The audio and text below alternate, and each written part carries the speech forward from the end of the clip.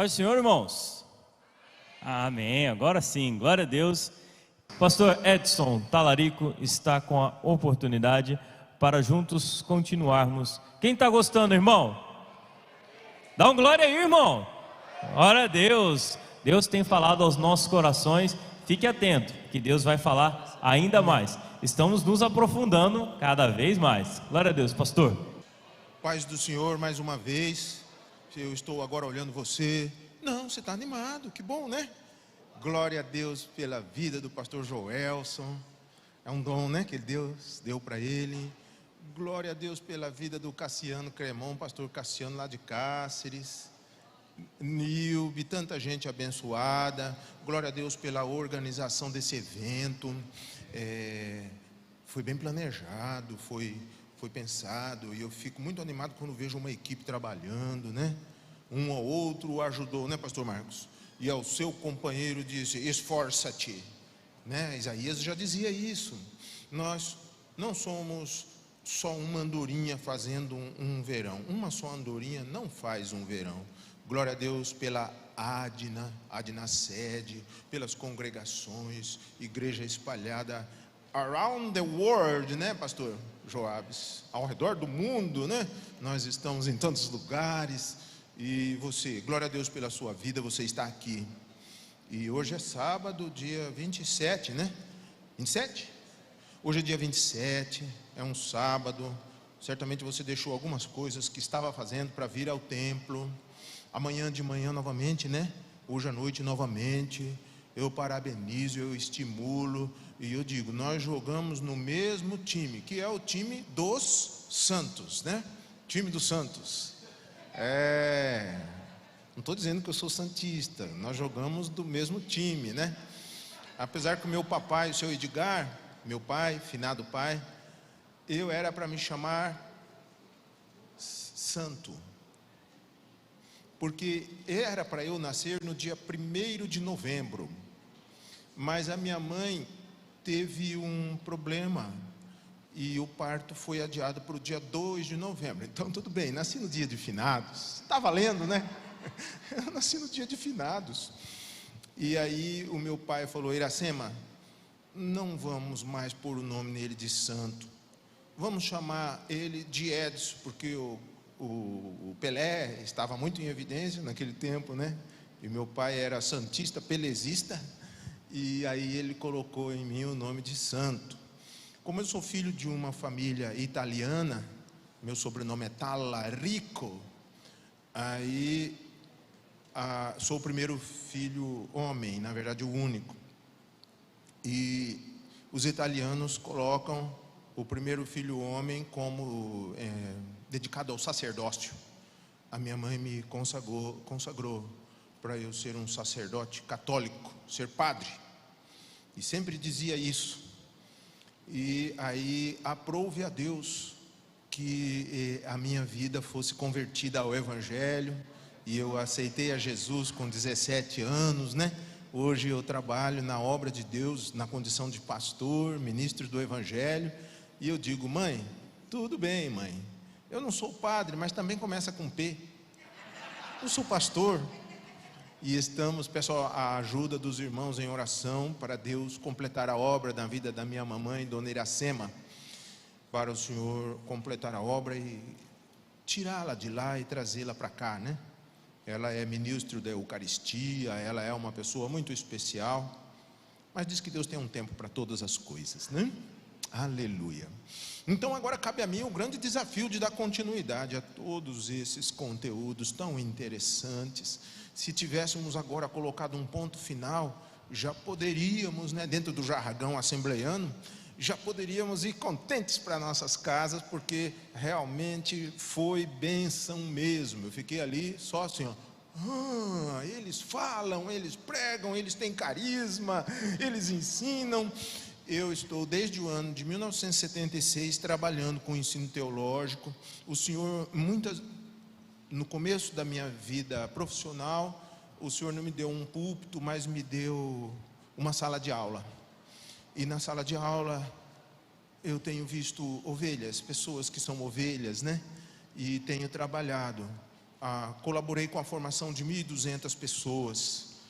Para quase todas elas eu tive a oportunidade de comunicar o Evangelho. No ano de 2018 eu me aposentei como professor da UEMS.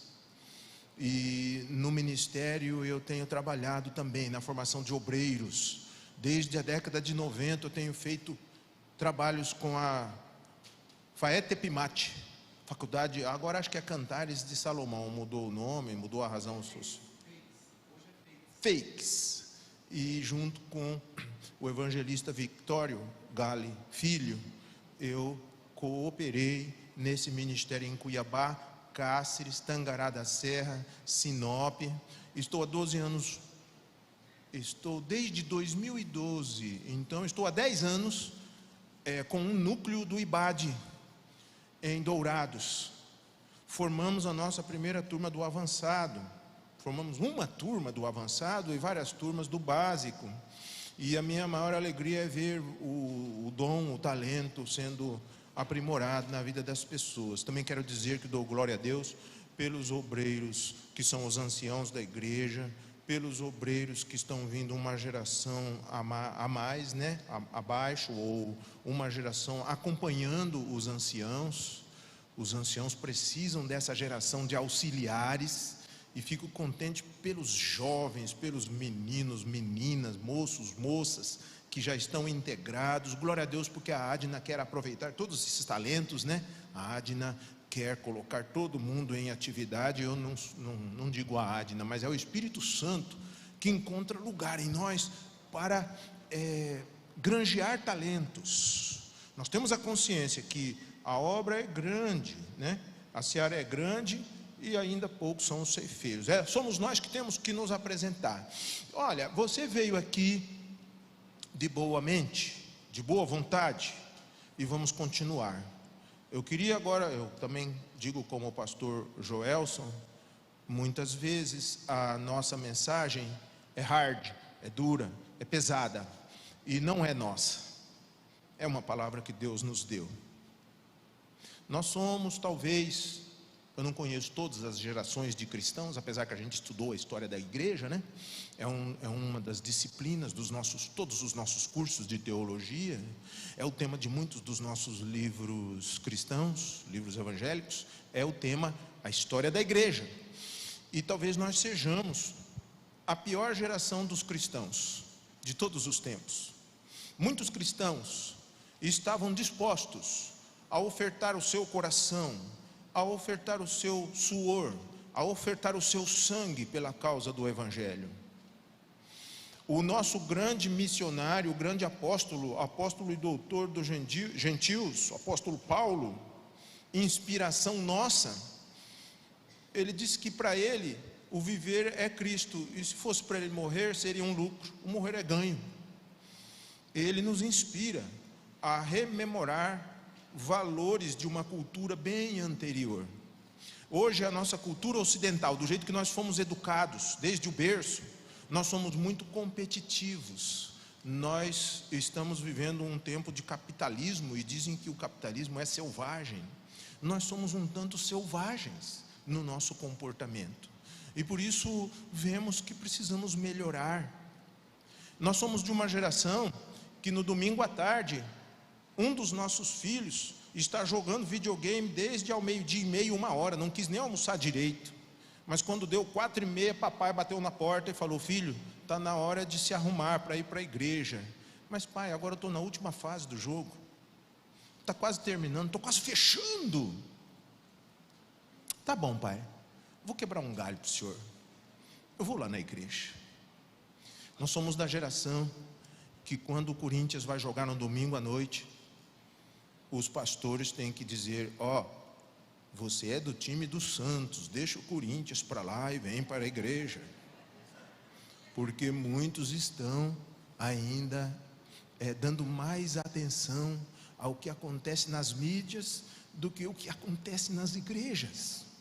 Nós somos uma geração que algumas estatísticas levantadas diz que uma parte dos cristãos está se tornando desigrejada, e eu achava que era pouca gente, até que eu fui convidado a fazer um trabalho na APF, na Agência Pés Formosos, para trabalhar com a área de teologia sistemática. Fizemos um curso lá, uns módulos, né, para fazer um nivelamento teológico de todos os nossos ativistas que estão nas universidades do Brasil. Temos agentes de Deus na APF, nós chamamos de ministro evangélico no campus, dentro do conceito norte-americano. E aí nós fizemos esse nivelamento, eu tive que estudar para isso, e a gente percebeu ali, dentro dos que estudam as estatísticas, que se nós somos 22 milhões, de acordo com o último censo, 22 milhões de evangélicos, partindo para 40, não sabemos o que vai acontecer nesse censo, devemos ter aproximadamente 4 milhões de pessoas que afirmam não estarem indo mais às igrejas. Você sabe, né, que para cada, se há uma igreja frequentando, a outra igreja que é considerada os desviados. Entre os desviados tem aqueles que realmente saíram da igreja e foram para o mundanismo. Outros saem da igreja e vão para as seitas. Há outros que vão para o misticismo. Existem evangélicos que deixam de ser evangélicos e passam a ser espíritas, passam a ser praticantes de magia negra, Wicca e outras coisas semelhantes. E existe uma parte dos evangélicos que diz que vai ficar servindo ao Senhor só na igreja. Eu vou quebrar um galho para Deus, vou dizer que sou servo dele, mas não vou obedecê-lo para congregar. A Bíblia diz, não deixando a sua congregação, como é o costume de alguns, está escrito na carta aos Hebreus, né? Então o Senhor nos convoca para estar aqui.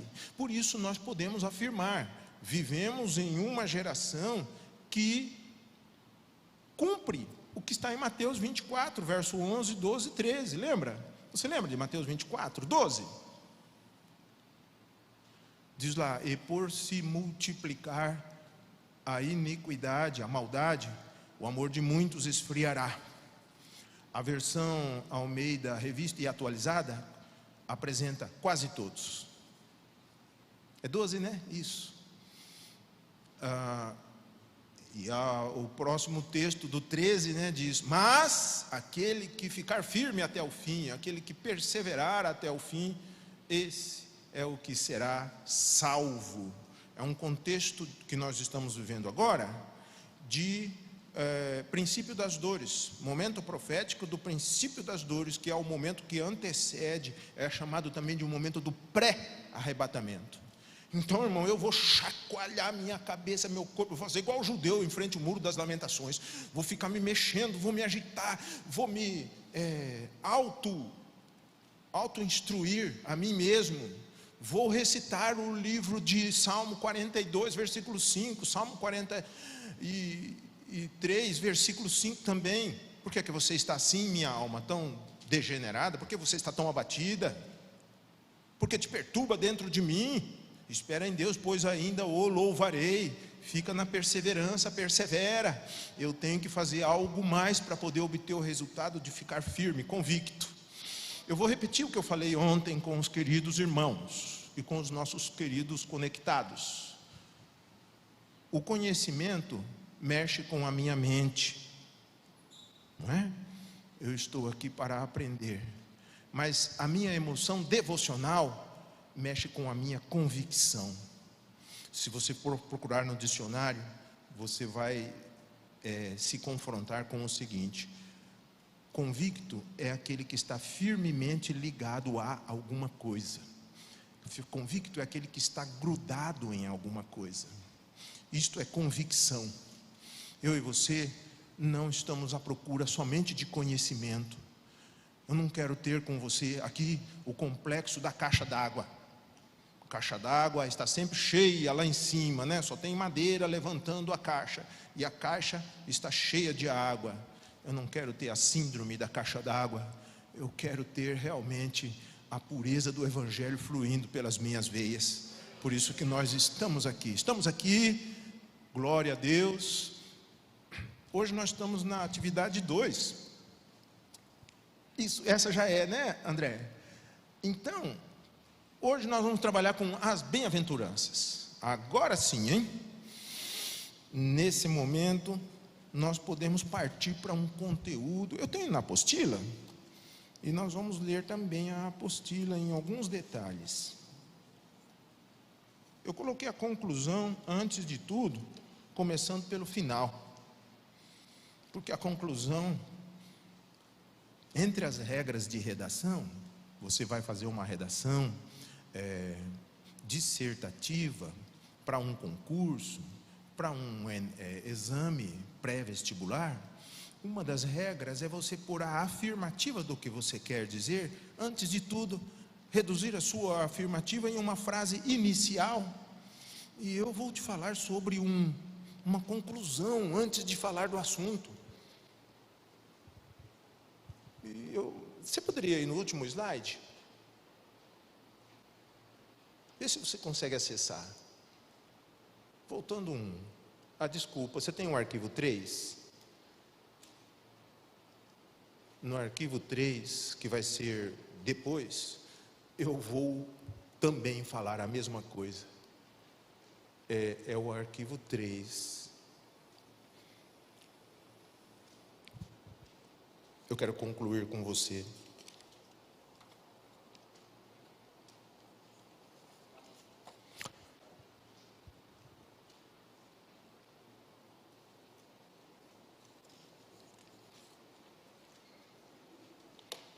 Eu me sinto não só professor, eu também sou aluno. Eu tenho procurado compartilhar com a igreja onde eu congrego, que é melhor nós entrarmos na igreja de cabeça baixa. E quando entrarmos na igreja, é melhor nós dobrarmos os nossos joelhos. E muitos dias nós terminamos os nossos cultos pedindo perdão ao Senhor. Eu já não estou mais convidando as pessoas para virem à frente. Eu mesmo é quem estou indo à frente. Às vezes fica um ar de superioridade, né? Você que está falhando, vem aqui na frente que eu quero orar por você. Eu estou preferindo orar com você, porque eu estou vendo que o século está trabalhando muito a nossa cabeça, o século. E muitos de nós estamos nos desgrudando de valores e conceitos. E que todos nós sejamos, desde o maior até o menor, precisamos ter esse intuito de autopoliciamento. Eu gostaria de compartilhar com você o livro do psiquiatra Augusto Cury, cujo título é O Código da Influência. Ele é um servo de Deus. Ele separou 8 códigos de inteligência, são funções da inteligência. No meio de 50, ele separou 8. E existem códigos como o altruísmo, o código de se colocar no lugar dos outros. Existe também um código chamado autocrítica. Esse código, ele aponta para a necessidade que eu tenho de entrar no meu mundo interior lá, fazer a mesa redonda do meu eu, do meu ego, né? Me confrontar com quem eu realmente sou e duvidar das minhas incapacidades e criticar os meus erros e tomar uma decisão. E muitas vezes a nossa autocrítica é muito leve, nós batemos leves na gente e pesado nos outros. Eu preciso cuidar de mim, porque eu quero ser arrebatado. E nós temos que prestar atenção em nós. Eu acho que assim nós vamos conseguir ser arrebatados. Eu volto a te dizer, a igreja que Jesus figurou em Mateus 25, verso 1, é uma igreja composta por 10 virgens. E dentro da parábola, dentro da história que Jesus construiu, 5 destas virgens eram top de linha, nota 10, chamadas de prudentes. E as outras 5 eram virgens imprudentes, eram tolas, e elas não se abasteceram com azeite, né? E pronto, aí foi problema, né? Porque à meia-noite, 24:6, Mateus 24:6, mas à meia-noite ouviu-se um clamor: olha, aí vem o esposo, saí-lhe ao encontro, saiam ao seu encontro. E aí as imprudentes não tinham azeite, eu tenho que trabalhar o azeite. O azeite é obtido lá no modo artesanal, colocando a azeitona madura, a fruta da azeitona, dentro de algum lugar onde ela possa ser bem espremida. Às vezes é um aparato de pedra, às vezes é de pano, às vezes é de couro. E ali tem que haver uma espremedura interna daqueles frutos, e aí eles soltam um óleo, e esse óleo era usado tanto na culinária como também combustível. Então eu tenho que me auto-apertar, desenvolver uma certa autocrítica para estar preparado. Eu não posso partir da presunção de que nós somos a igreja das igrejas, nós somos o supra-sumo e Jesus realmente vai nos arrebatar. Não, eu tenho que conquistar essa posição individualmente. E é por isso que nós estamos aqui, né? Foi mais ou menos isso que eu falei na nossa conclusão. Então, nós estamos olhando as 8 bem-aventuranças. Nós estamos vendo aqui, olha, que as bem-aventuranças tratam dos perfis no caráter do cidadão do céu. O pastor Cremon colocou a foto da igreja octogonal, né? Naquele território lá. E os 8 ângulos da igreja representam as 8 características das beatitudes. Meu Deus! E eu achava que era alguma coisa. Quando eu fui estudar nesses últimos 2 meses, eu vi que é algo mais profundo, as bem-aventuranças. Eu mesmo pude me edificar estudando isso tudo. Então, elas são paradoxos, porque estão contra... O que é algo paradoxal? Não esqueça disso, hein? O que é algo paradoxal? É aquilo que está em contrário com o senso comum, aquilo que foge da lógica, aquilo que é contraditório. Isso é algo paradoxal. Então é paradoxal porque os nossos conceitos diz que ser humilde não é muito bom hoje em dia, não. Quando você e eu vamos mandar nosso filho para a escola, pelo menos meu pai falava assim para mim: se você apanhar na escola, você apanha aqui em casa de novo. Se alguém te bater, tu pega e dá um murro no nariz, que sai sangue. Assim você não perde.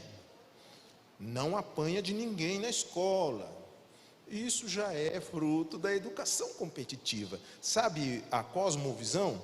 O modo como nós enxergamos o mundo? Nós temos uma cosmovisão ocidental. Eu vou falar até numa posição diferente. Falar baixo para você não espalhar para muita gente. Nós vivemos em uma sociedade que está ao contrário das bem-aventuranças. Os conceitos que Jesus ensinou estão ao contrário do que tem hoje em dia.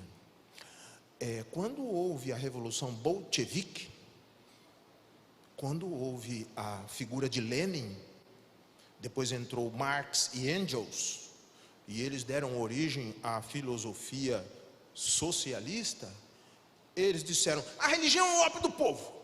Não, nós vamos apagar as Bíblias de toda a sociedade. No nosso país não tem Bíblia, vamos fazer fogueiras de Bíblia, porque a religião é o ópio do povo. Aonde já se viu uma pessoa como Jesus falar que o homem é manso e humilde? O homem tem que ser um empreendedor, o homem tem que ser um vitorioso, o homem tem que ser um guerreiro. Isso não é bom assim, não. Outra coisa, isso está contrário à lei da seleção natural, que diz que somente os mais fortes sobrevivem. Aí nós estamos questionando o modelo de Charles Darwin, que criou dentro de nós a ideia de que o homem é fruto de um processo evolutivo. A vida surgiu da evolução, só os mais fortes sobrevivem. Agora, se as pessoas forem mansas, fracas e humildes, elas serão menos competitivas. Então nós temos que tirar essa ideia. Vamos colocar o livro vermelho para dominar a mente das pessoas. Não se iludam.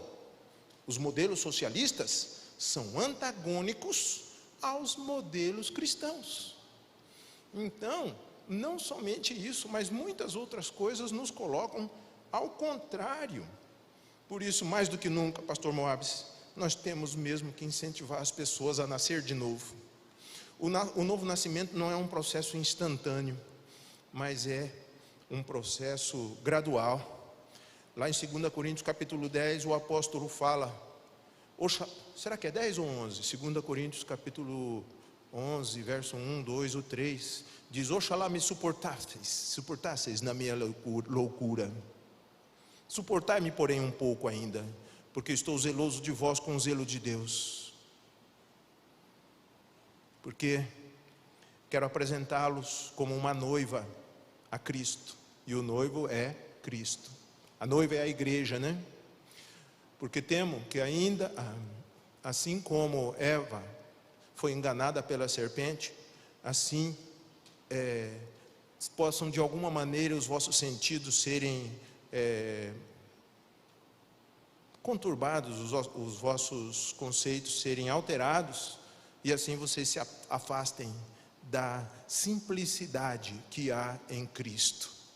Então, é 2 Coríntios 11, verso 3, né?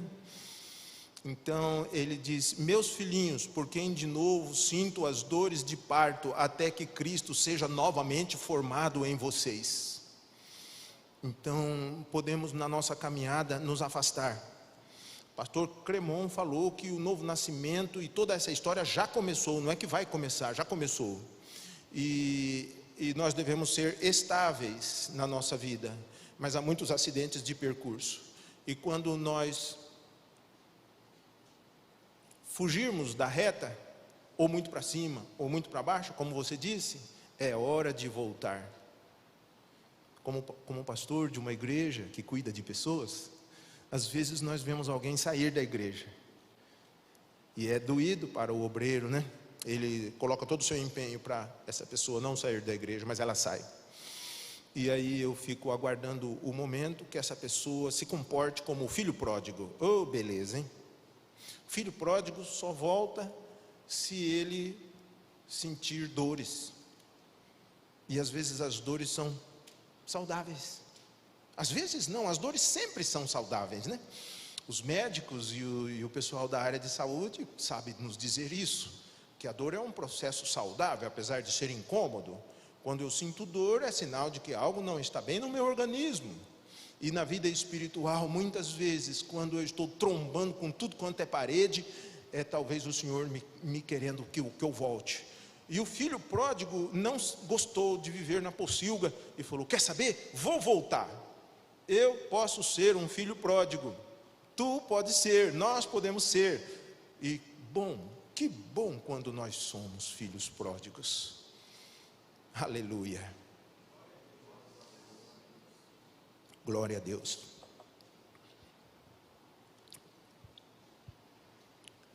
O reino de Deus, ele não é amplo para todas as pessoas, é um reino restritivo, ele nos restringe. O convite é amplo, né? Você lembra do texto áureo da Bíblia, que hoje à tarde nós falamos sobre João 3,16, o texto áureo da Bíblia, ele mostra o intuito de Deus, lembra? Deus amou todo mundo, o mundo inteiro, e amou de uma tal maneira que outorgou, que deu o seu Filho unigênito. E o próximo passo: todo aquele que nele crer, não vai perecer, mas vai ter a vida eterna. Então todos são amados, mas é preciso vir ao Senhor. Estes que vierem ao Senhor não vão perecer. A Bíblia aponta para um nível restritivo, não é mesmo? Então, em primeiro lugar, o reino não está aberto aos presunçosos, mas aos pecadores contritos. Segundo lugar, é restrito para aqueles que acham que vão conseguir todas as coisas na força. Eu me encontro com pessoas que dizem assim: desse jeito eu não vou aceitar não. Ou Deus me ajuda agora, ou então não está servindo para mim não. Porque a pessoa briga com Deus, fala: não, eu quero a bênção, eu vim para essa igreja para obter a bênção. Deus está demorando muito, e eu acho que eu já estou indo embora. Então, com Deus, Ele nos abençoa, mas à sua maneira, ao seu tempo, e do modo como Ele quer, não do modo como nós queremos. Isso coloca uma restrição terrível, né?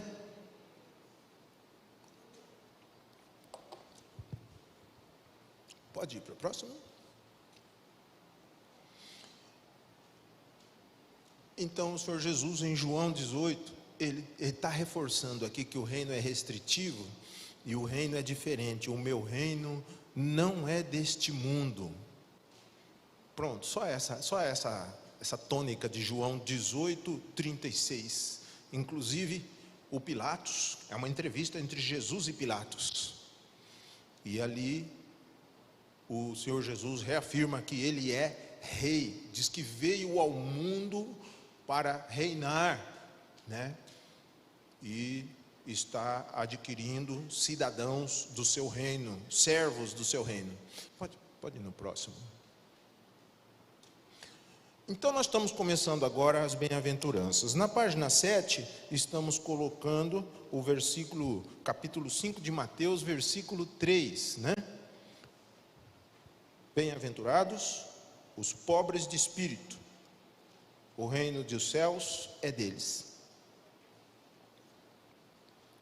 Você está vendo a antítese? Antítese é quando dentro de uma mesma frase há uma contradição. Se é pobre, vai ganhar um país? Mas pobre do quê? De espírito. Então, evidentemente que não se trata de uma pobreza econômica, mas de quem assume possuir um vazio de espírito, podendo ser rico.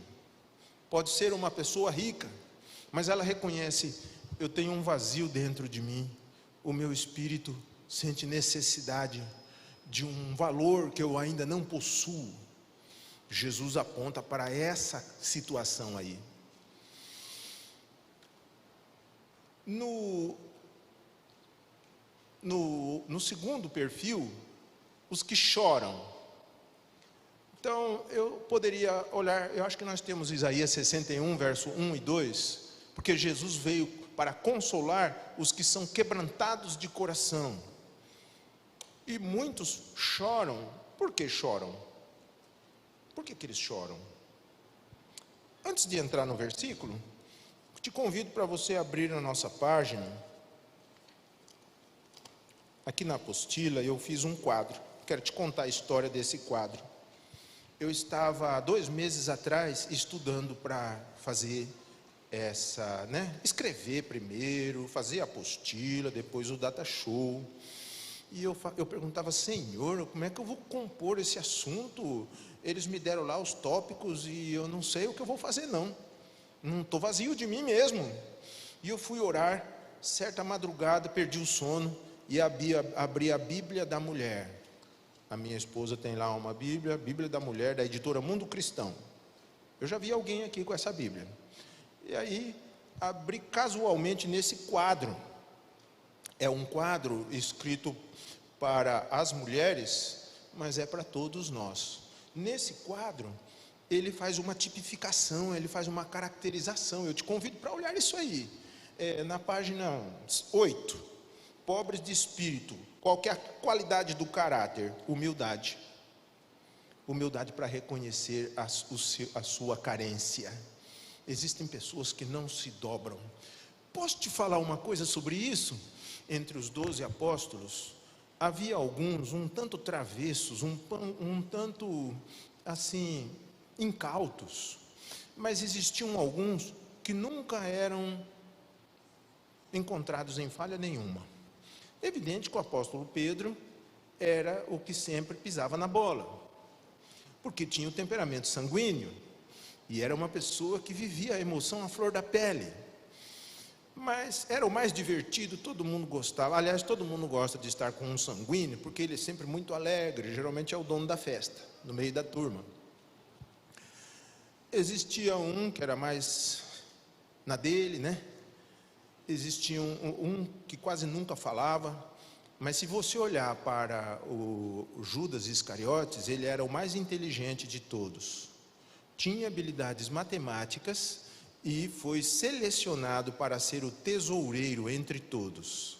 As suas posições eram sempre muito bem pensadas. Pode ver que às vezes, quando ele falava, ele sempre parecia ter razão.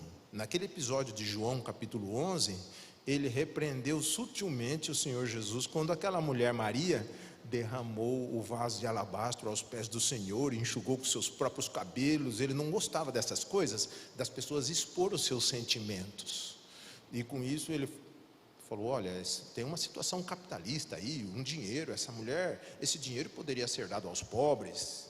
E o posicionamento dele foi tão lancinante, que Jesus também teve que responder sucintamente, e disse: mas isso deixe ela. Ela fez isso por causa do meu sepultamento. E acho que olhou nos olhos, né? Olhos nos olhos. Ela fez no meu sepultamento. Jesus já estava confrontando ele nos últimos dias. Houveram outras confrontações. Mas quando uma pessoa não se deixa ser tratada, isto pode ser problemático. O Cassiano falou daquele perfil da ira, né? Desde uma pequena indisposição, partindo para um desconforto, até chegando a uma situação de fúria. Isso são coisas não tratadas. Então nós temos que, irmãos, a igreja contemporânea esqueceu de confessar. Nós não sabemos mais confessar. Nós temos reservas para confessar, porque isso pode expor a nossa intimidade. E realmente tem hora que temos que ser prudentes mesmos, para não se expor. Mas o Tiago, o apóstolo, falou: confessai as vossas culpas uns aos outros, e oreis uns pelos outros, para que sareis. Para eu poder sarar, eu preciso pôr para fora as minhas coisas sujas. Eu não sei quando e onde que isso pode acontecer, mas em algum lugar tem que acontecer. Não sei se é no culto de libertação, não sei se é no culto de oração, não sei se é no culto das multidões, não sei se é no culto da EBD. Em algum lugar nós temos que nos encurvar diante do Senhor. A igreja de hoje celebra muito bem, temos ótimos instrumentos, temos ótimos equipamentos, mas a igreja hoje se encurva muito mal. Nós temos nos esquecido de nos encurvar. Para terminar, Judas Iscariotes, em todo momento Jesus queria tratar Judas, mas ele não se deixava tratar. Faltou esse pobre de espírito aí, faltou isso para Judas Iscariotes. E no último momento, Jesus, na véspera, né? Ele pegou o pedaço de pão de Judas, embebeu no vinho, colocou na vasilha e colocou à frente dele, olhando para ele. Foi a última chance. Jesus vai às últimas consequências com a nossa personalidade, querendo que nós tomemos, que nós nos quebrantemos. Mas muitos de nós somos inquebrantáveis. Temos uma personalidade, uma posição social, e somos às vezes como maçãs podres. Maçã podre é aquela que você compra linda no mercado, Argentina. Você parte ela ao meio e ela está com o coração negro, né, Cremão? Coração negro, né? Deficiência de cálcio. E então ela está machucada por dentro. Então, este foi o problema de Judas. Diz que quando ele pegou aquilo, tudo aquilo que Jesus falou com ele simbolicamente, e pôs na boca, o que aconteceu? O diabo entrou. O diabo estava oprimindo. Em seguida o diabo estava possuindo, né? Partiu da tentação, seguiu para a opressão e terminou com possessão. E daí para frente, o maligno levou ele. A personalidade foi segura, dominada, e ele se tornou em um diabo. Que Deus guarde eu e você, a minha família e a sua família. Pobres de espírito somos assim. Humildade. Os que choram, sensibilidade. Esse quadro, só ele, eu já vou fazer uma leitura dele todo. Ele não está no slide, mas está na página 8. Humildes ou mansos, depende da tradução. A capacidade de ser submisso é a qualidade do caráter. A interpretação de tudo isso é a demonstração de ter um autocontrole, de segurar os nossos descontroles, de levar a nós mesmos a uma posição de quebrantamento. Tem textos auxiliares aqui, que a gente não vai comentar, não dá. Se for abrir ali, vai demorar muito. Os que têm fome e sede de justiça são as pessoas que desejam muito fazer a vontade de Deus e querem se pôr numa condição de obediência, e eles vão usar os recursos da Bíblia para fazer isso. Os misericordiosos são aqueles que ainda conseguem ter compaixão, e aí eles têm condições de suprir as necessidades dos outros. Os limpos de coração reporta para a santidade. Os pacificadores tratam com a maior ferramenta de libertação, que é reconciliação. Os perseguidos por causa da justiça são as pessoas que não entram na jogatina do mundo, que conseguem ter compromisso. Meu Deus, quantos estão caindo nisso aqui, né?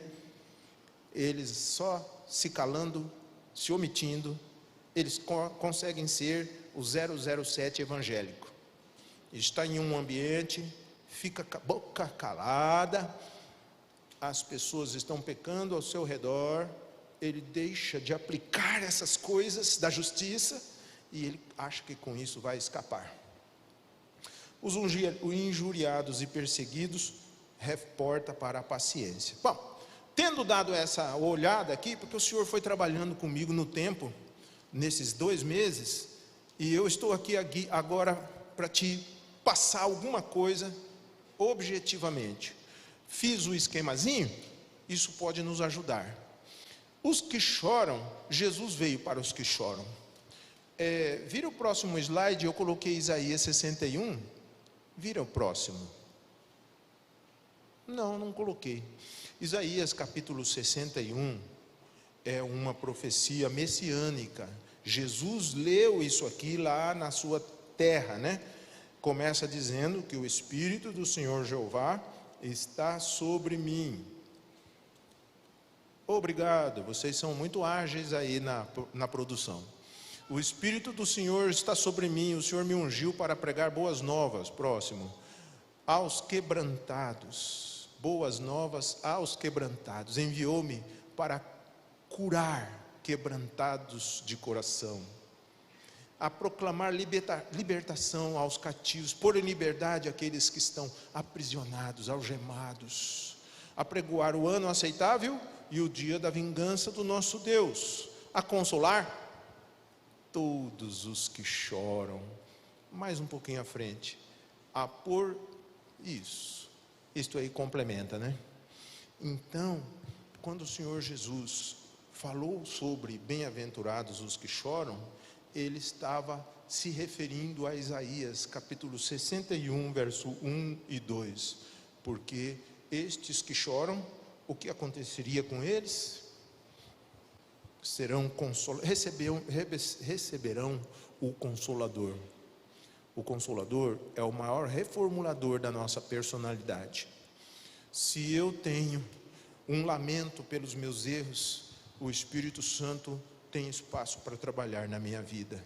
Se eu estou simulando, se eu estou falseando os meus erros, o Espírito Santo não entra nessa jogada. É uma coisa íntima e pessoal. Trata-se de uma tristeza segundo Deus. Esse aqui tem. 2 Coríntios 7 diz que vocês foram entristecidos, mas porque a tristeza os levou ao arrependimento. Pois vocês se entristeceram como Deus desejava. A sua Bíblia diz: vocês têm uma tristeza segundo Deus. De forma alguma foram prejudicados por nossa causa. Verso 10. A tristeza segundo Deus não produz remorso, mas sim um arrependimento que leva à salvação. A tristeza segundo o mundo produz a morte. Porque você sabe que Pedro sentiu arrependimento por ter negado Jesus, e Judas sentiu remorso por ter traído Jesus. Pedro foi tratado, perdoado e recuperado. Judas não teve a mesma sorte. Portanto, o remorso não nos leva a nada, são sentimentos autodestrutivos. Tanto a autopiedade, a autocomiseração, como o remorso, nos levam a algo que Deus não trabalha. Deus não trabalha com um tratamento para uma pessoa que se lamenta. É por isso que lá no capítulo 2 do livro de Ezequiel, versículo 1, no capítulo 1 de Ezequiel, o Senhor revela a sua glória. E Ezequiel marca a data quando isso aconteceu. Está no capítulo 1, verso 1 de Ezequiel. Aconteceu no ano 5, no mês tal, que eu estava entre os deportados, lá no rio, na margem do rio Quebar. Eu estava amassando argila. Eu era um escravo nas mãos dos babilônios. Eu estava com as minhas... Isso aí não está na Bíblia, tá? Está na história. Eu estava com as costas machucadas, com vergonhas. Eles estavam me judiando. Eu sou filho do sacerdote Buzi. Faltava poucos dias para eu assumir a posição de sacerdote. E entrou a assolação do exército e me levou. E fiquei aqui. E eu estava mal. Mas de repente... abriram-se os meus olhos e eu comecei a ter visões de Deus. Deus dá visões para algumas pessoas, Deus dá esse dom de visões, que é para trazer uma consolação. Às vezes, nas horas de muita dor, o Senhor nos dá uma consolação, uma compensação. Deus pode dar um dom para você como uma compensação, ou como uma pedra preciosa dentro de você, para que você consiga superar alguma coisa. Esse CD que está aí, produzido pela graça de Deus, foi o fruto de um momento que eu estava quase morrendo de desespero por causa de um problema particular, e o Senhor falou: vou ter que dar alguma coisa para o meu servo, senão ele vai morrer de tristeza. Aí eu comecei a cantar, entrei no estúdio, e eu cantava, eu chorava, eu cantava, depois eu praticava pronúncia, pastor, porque eu não sou nativo, nunca estive lá, num país de língua inglesa, mas amo o inglês desde a juventude. E em tudo aquilo o Senhor foi me dando, e a música foi uma consolação para mim. Por isso que este CD está aí produzido. Então, para Ezequiel, o Senhor começou a mostrar coisas que Ele não mostrou para quase mais ninguém. Figuras celestiais, pessoas, né? Mostrou algumas coisas muito interessantes. E chegou no capítulo 2, mudou de capítulo, né? E o Senhor falou com ele: filho do homem, ou então NTLH fala: homem mortal, levante-se, porque eu quero falar com você. Até agora você está chorando por ser um escravo. Eu não trato com pessoas que são encurvadas. Levante-se. Mas estava tão difícil. Ele fez o exercício de se levantar, e o versículo 2 tem uma aparente contradição. Quem era para se levantar? Era ele, mas ele foi firmando o seu corpo, e diz no verso 2: então o Espírito do Senhor me levantou. E aí ele começa a dar um ofício para ele, né? Filho do homem, eu te levo não a um país de línguas estranhas, mas eu te levo às tribos perdidas do povo de Israel, para você ser um profeta. Eu vou pôr coisas na sua boca, o que eu te mandar falar, você vai falar, e a partir de agora eu mudo a sua personalidade, eu faço o seu rosto duro como um diamante, eu vou pôr para você a função de você ser um obreiro repreensor. Não é o papel de muitos, e você vai olhar nos olhos deles, e vai falar. Não seja você rebelde, faça o que eu te mando. E assim o Senhor trabalhou a personalidade dele, mas ele precisou se levantar. E repito, Deus não trabalha com a autocomiseração. Eu sempre nasci para perder. Deus não trabalha com isso. Enquanto alguns são holofote, eu sou o pisca-pisca da lanterna traseira. Não, Senhor, você é uma criatura de Deus, né? Aleluia, hein, irmão? Amém? Vou te falar uma coisa, lá em Dourados, o dia que eu pergunto: irmãos, amém? Eles dizem amém. A paz do Senhor? A paz do Senhor. E eu vejo que a igreja está triste, calada. Aí eu percebo que eles estão muito embaixo, né? Aí nós cantamos o hino da harpa cristã avivada, acho que é 678. Quero que valorize o que você tem. Você é o ser, você é alguém tão importante para Deus. Nada de ficar sofrendo angústia e dor com esse seu complexo inferior, né? Dizendo, não pode, senão demora. Dizendo às vezes que não é ninguém. Eu venho falar do valor que você tem. Foi composto por um paraibano arretado, né? E está na nossa harpa cristã. Deus quer trabalhar, irmãos. Nós temos que nos levantar e tomar uma atitude proativa. O arrependimento me leva sempre a uma mudança de proposta. O remorso nos leva a ficar lambendo as feridas eternamente. Assim Deus não trabalha. Então, irmãos, está tudo aqui contido nessas benditas bem-aventuranças. Volta lá para o contexto, por favor. Então,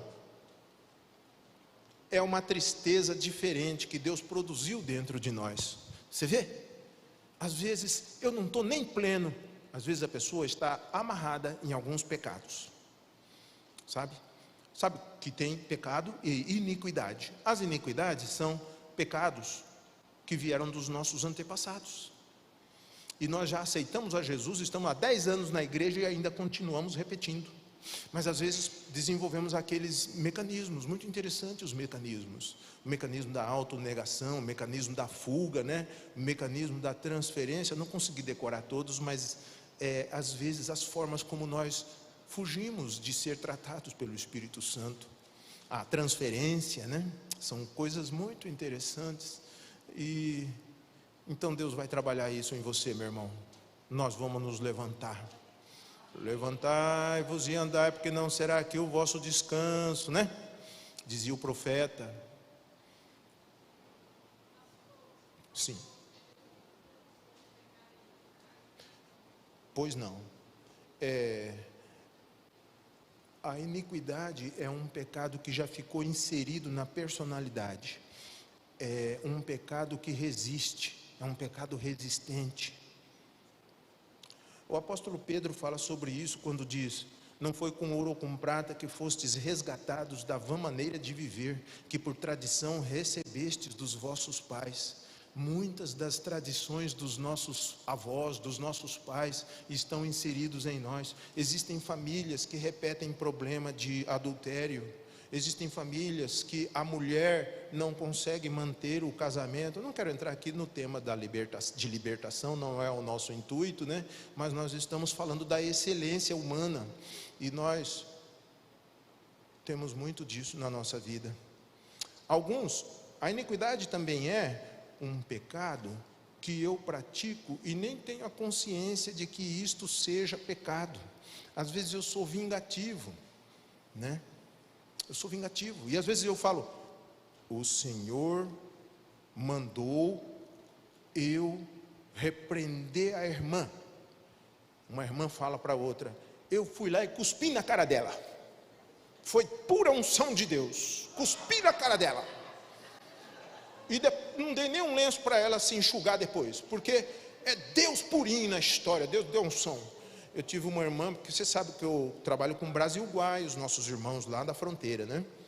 E eu tinha uma irmã missionária, mas não era aqui nossas missionárias da AD, né? Ela veio, a gente recebe pessoas de pequenas igrejas, algumas têm uma formação bem complicada. E ela falou: o Senhor me deu uma unção um dia, que estava no meio de uma briga, e meu braço ficou turbinado. E eu parti para cima, foi uma unção pura, fiquei igual Sansão. Eu falo: amém, Jesus. Os obreiros se preparam, né, para a grande luta. É Jesus o capitão que avante os levará. Porque aí você vai, né, Cassiano? Não, irmã, não é bem assim, isso não é coisa, né? Só foi lá nos tempos de Sansão. Então, iniquidade são pecados que está inserido dentro de nós, se disfarçam dentro do nosso ser, né? Mas aí, à medida que a gente vai orando, o Senhor vai nos revelando. Essa questão de estar em oração, colocar a vida devocional, o Espírito Santo vai nos dando consciência de pecado. O Senhor pode começar a tratar esses males um pouco mais à frente na nossa vida espiritual, porque às vezes a pessoa vem para a igreja, ainda está trazendo muitas coisas, mas ela vai perseverando, o Senhor vai fazendo uma limpeza, né? Melhor é o fim das coisas do que o começo delas, né? Então às vezes nós já estamos de cabelos brancos, estamos quase no ponto já, depois de muita experiência em Deus, né? É assim a vida. Pode virar o próximo. Os mansos. Há uma dificuldade no Brasil desse conceito do machismo. O brasileiro é machista. Eu e você somos filhos de pessoas que nos passaram esses conceitos machistas. Em primeiro lugar, homem que é homem não chora. Eu tive dificuldade com isso, eu não chorava em público, porque isso era uma vergonha. Homem não chora. Homem, como eu disse, homem também não apanha na rua. O homem, infelizmente, o meu pai não viveu uma vida de crente, ele não era crente, aceitou a Jesus antes de morrer, meu querido papai, Edgar, e ele fazia a via sacra. Você sabe o que é via sacra? Seu pai já fez a via sacra perto de você? Eu era chamado Edgarzinho, com 4, 5 anos de idade, e o meu pai, ele me levava no bar do Zezinho. Ele pedia uma dose de pinga e tomava o copo todo, fazia uma careta e dizia: oh, que pinga boa. E eu pensava, mas se a pinga é boa, por que ele fez uma careta? Eu não entendia, né? E o meu pai então tomava uma, tomava duas, tomava 3, ele era muito forte. Só depois dos 50 é que o médico falou: se o senhor não parar de beber, o senhor vai morrer de cirrose hepática. Aí ele parou de beber, graças a Deus. Então, o homem machista, ele mexe com as mulheres na rua, porque se ele não for um homem intrépido, ele não vai ser homem. São os conceitos equivocados do machismo, né? E aí tem a história do mole. Eu estou pondo um perfil, talvez você não tenha todas as características, talvez você não, você já é salvo, né? Talvez os homens aqui todos são salvos, até segunda interpretação, todos são salvos. Mas alguém lá fora pode não ter todos os perfis do machismo brasileiro, mas que é uma coisa forte, é. Você que recebe pessoas para apacentar, você vê o perfil do machismo. A esposa vem e fala: olha, o meu marido me faz sofrer, o meu marido me trata mal, o meu marido não me trata com delicadeza. E aí, segredos de gabinete pastoral, né? Por quê? E ele chega e fala: o machão dá tapa na mesa. Isso é comum no machão às vezes. O machão diz: lá em casa quem manda sou eu. E a Bíblia me dá razão para isso, que o varão é quem é o coordenador, é o cabeça. Então, são às vezes interpretações equivocadas. E aí? Se não for machista, é frouxo. Aliás, então, frouxo é o contrário de um machista. Não é homem, frouxo não é homem. Jesus é um exemplo da perfeição. Então nós vamos entrar nisso aqui. 5 minutos, né? Tá, certo. Vamos entrar nisso aqui. Isso é bem importante.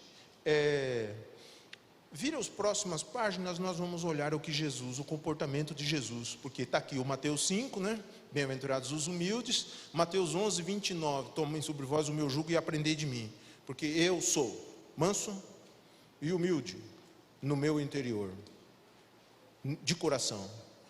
Jesus quis dizer, a minha estrutura emocional tem mansidão.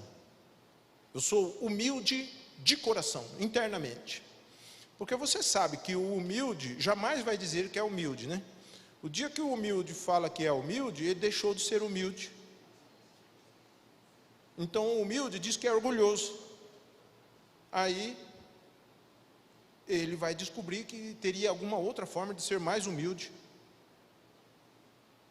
Você sabe que lá em Filipenses capítulo 2, verso 5, está escrito, Filipenses 2, verso 5, de sorte que haja em vocês o mesmo sentimento que houve também em Cristo Jesus, que sendo em forma de Deus, não teve por ostentação o ser igual a Deus, mas aniquilou-se a si mesmo, tomando uma forma de servo, e na forma de servo, segue o texto, né?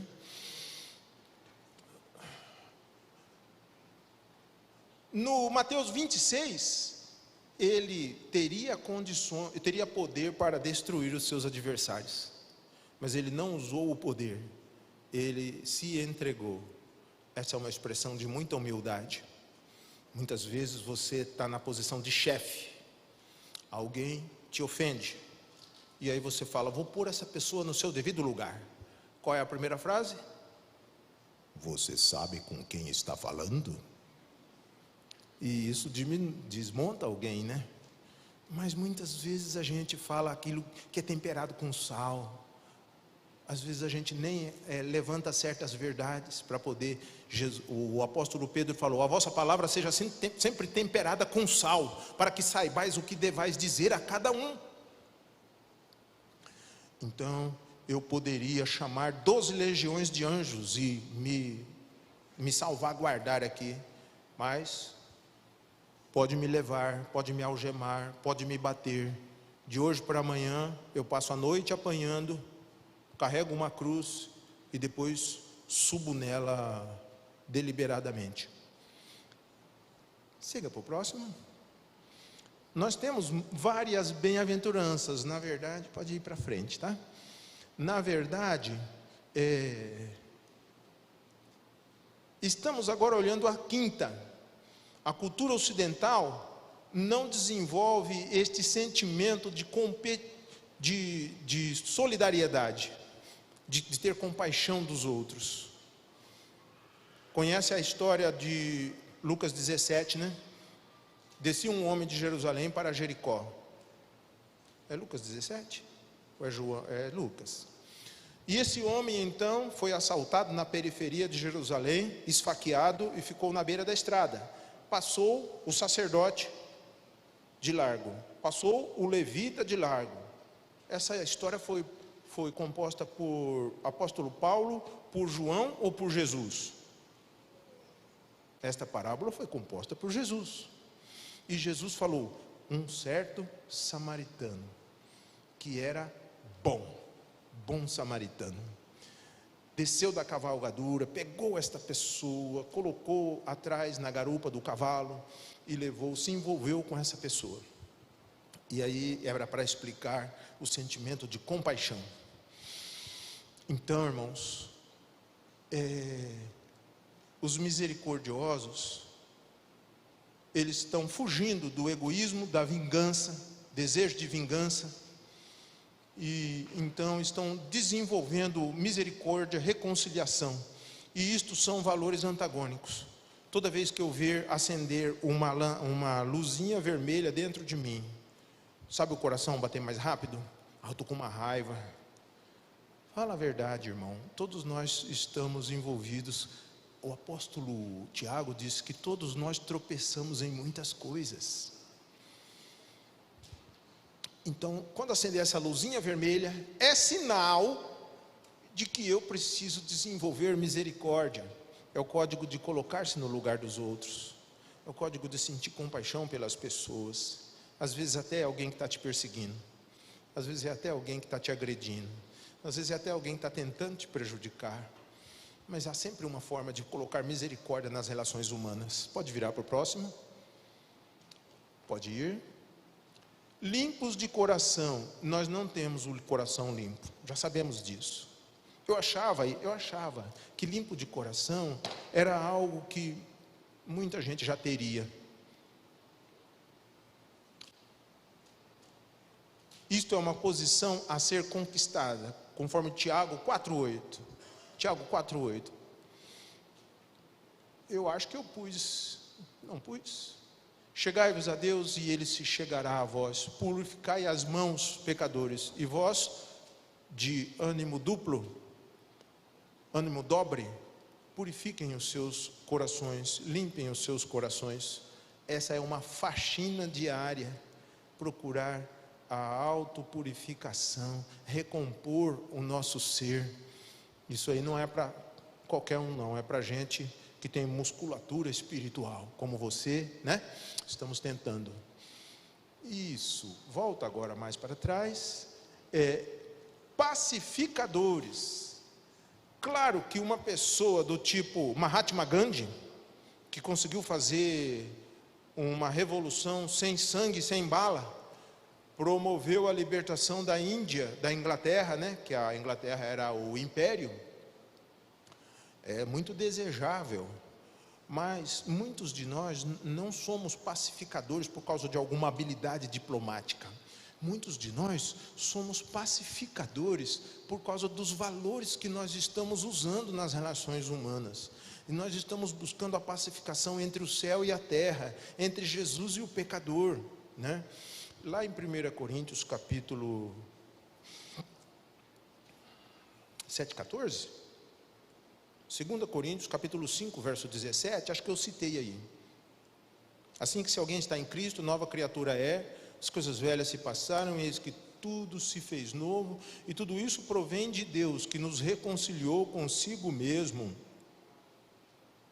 e nos outorgou o ministério, o serviço da reconciliação, não é? 2 Coríntios 5,18, 5,19, por causa do poder de Jesus, nós temos a palavra, o ministério da reconciliação. Isso é promover a paz. Os pacificadores são, na verdade, os evangelistas. Eu falo, nossa, eu nunca tinha pensado assim. Pense assim. Vamos para o próximo? O próximo é o 8º. Os perseguidos. É surpreendente. Um povo tão reciclado é perseguido. Um povo que era para ser prestigiado pela sociedade é um povo ignorado e rechaçado. E às vezes você põe 3 perguntas. Por quê? Por quê? Por quê? Estou procurando ser um bom cidadão, estou procurando ser um bom pastor, um bom obreiro, um bom evangelista, um bom presbítero, diácono, e veio tudo isso para mim. Aí a explicação Jesus apresenta dessa forma aqui, ó. Explicação para isso, João 15. Vai até o próximo slide. Bem, se o mundo vos odeia, tenham em mente que odiou a mim. Se vocês pertencessem ao mundo, ele amaria vocês como se fossem dele. Mas vocês não são deste mundo. Eu escolhi vocês, tirei vocês do mundanismo, por isso o mundo vos odeia, né? Então Jesus está explicando o porquê. Não é por causa da gente, não é por causa de você, é por causa dos valores que você conduz, que você carrega. Volta, por favor. Nesse 8º perfil, nós precisamos ter bom ânimo. João 16:33, Jesus fala: tenho-vos dito estas coisas para que em mim vocês tenham sempre muita paz. No mundo estejam certos, vocês vão ter aflição, mas não deixem abater o seu ânimo, tenha de bom ânimo. Eu e você precisamos. Para terminar, em 2 Timóteo, segunda carta a Timóteo, é o próximo slide. Estamos vendo um obreiro experiente aconselhando um obreiro jovem. O obreiro experiente é Paulo, o jovem obreiro é Timóteo. Timóteo não tinha a casca tão grossa como Paulo. Os nossos irmãos que nos acompanham como alunos, que nos acompanham como cooperadores da obra, eles precisam ser incentivados por nós. Precisam ter uma palavra de levantamento interior. E o apóstolo então falou para Timóteo: você já tem seguido o meu ensino, já está imitando a minha conduta, já está seguindo o mesmo propósito que eu, e vejo dentro de você a mesma fé que eu tenho. Você também está aprendendo a ter a mesma paciência. Olha, Timóteo, eu nunca fui tão tão paciente como agora sou. Eu era impaciente, eu era Saulo de Tarsis, mas eu, devido à experiência, já consigo ter paciência. Eu tenho o amor ágape dentro da minha vida e eu estou perseverando. Você sabe que eu sofri tantas perseguições e elas aconteceram em tantos lugares, e o Senhor me livrou de todas, meu discípulo. Assim um obreiro deve dizer para um obreiro jovem. Obreiros experientes, saibam que vocês também já foram obreiros jovens. Devem também ter paciência com os obreiros jovens. Mulheres experientes, saibam que as suas noras, as suas aprendizes, elas precisam do seu apoio. Nós precisamos ter essa compaixão de ajudar as pessoas que estão sofrendo. Como o pastor Joabes falou, não cabe a nós julgar, cabe a nós ajudar. Então, todos os que desejam viver em Cristo padecerão perseguições. Então eu e você, eu quero dizer para você, seja paciente diante das perseguições. Bem-aventurados vocês quando vos injuriarem e perseguirem. No próximo momento, nós vamos conversar com vocês sobre Jesus e a lei. Amém? Devolvo a palavra, obrigado pela sua paciência.